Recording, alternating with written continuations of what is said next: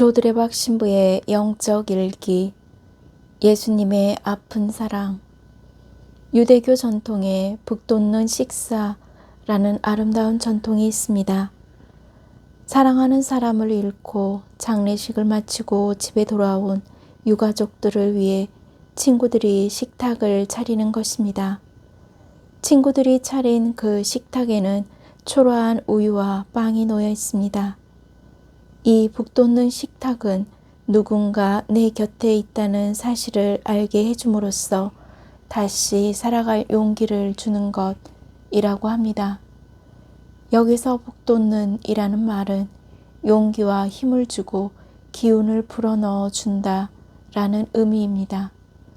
그러므로 배고픔에 지친 이들에게, 그리고 당신을 믿고 따르던 스승을 잃은 제자들을 위해 차려놓으신 예수님의 아침 밥상은 기운을 불어넣은 북돋는 밥상이었습니다.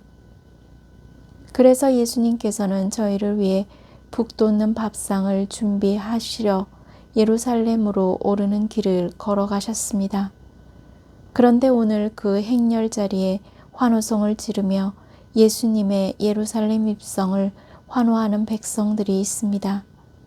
또한 주님, 저는 주님과 함께라면 감옥에 갈 준비가 되어 있고 죽을 준비가 되어 있고 모두 떨어져 나갈지라도 저는 그러지 않을 것입니다.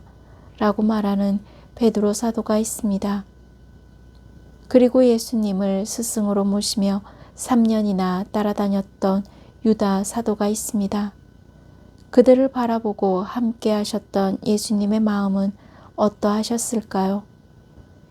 예수님은 오직 너희를 위하여 라고 말씀하십니다. 이렇게 당신의 몸과 피를 내어주시는 예수님의 사랑은 진짜 아픈 사랑입니다. 왜냐하면 예수님께서는 당신의 피 흘림 없이는 죄의 용서도 없고 새 생명도 없음을 아시기 때문입니다.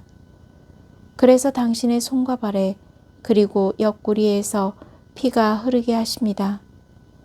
진짜 사랑은 아픔이 있고 아픔의 사랑 속에 달콤한 꿀 같은 사랑이 있다는 것을 기억하시기를 바랍니다. 그러므로 너희를 위하여 라는 예수님의 만찬은 사랑 없이는 만들어질 수 없는 성찬입니다. 이제 자명해졌습니다. 너희를 위하여 라는 예수님의 이 한마디가 저희의 모든 아픔을 이겨낼 수 있는 권능이 되고 은총이 된다 라는 것입니다. 아멘. 사랑하는 고은님들, 오늘 너희를 위하여 라는 속죄 죽음을 위한 성주간이 시작됩니다. 예수님은 환호하는 백성들이 돌변하여 당신을 못 박으라는 소리도, 베드로가 당신을 3번이나 배반하는 것도, 그리고 유다가 당신을 팔아넘길 것이라는 사실을 이미 알고 있었습니다. 이 사실을 알고서도 하느님의 사랑 때문에 예수님께서는 아무 말씀 없이 고통과 죽음만이 기다리고 있는 십자가의 길을 가십니다. 왜냐하면 그 십자가의 길은 인간의 죄를 용서하는 길이고 인간을 살리는 구원의 길이기 때문입니다. 그래서 저는 예수님께서 베풀어 주신 사랑의 성찬을 거행할 때마다 예수님의 아픈 사랑이 느껴집니다. 그래서 이른 새벽부터 밤늦게까지 기도를 멈출 수가 없습니다. 그리고 두레박으로 하느님의 말씀을 퍼올리는 일을 그만둘 수가 없습니다.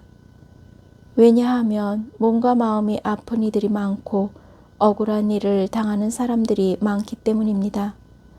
한마디로 너희를 위하여 라며 십자가에 돌아가신 예수님의 아픈 사랑 때문입니다. 이제 고은님들을 예수님의 아픈 사랑에 초대하고자 합니다. 오늘 성주간을 시작하면서 너희를 위하여 라는 예수님의 그 아픈 사랑으로 은혜 받으시기를 바랍니다. 아멘.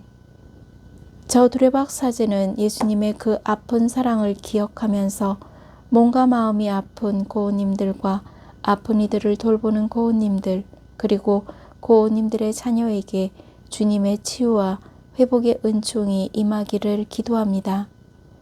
영적 일기를 마무리하면서 너희를 위하여 준비한 북돋는 식사 인비사성제에 정성껏 참례하여 고우님들이 예수님의 그 아픈 사랑 속에 있는 치유와 회복의 은총을 누리시기를 주님의 이름으로 강복합니다.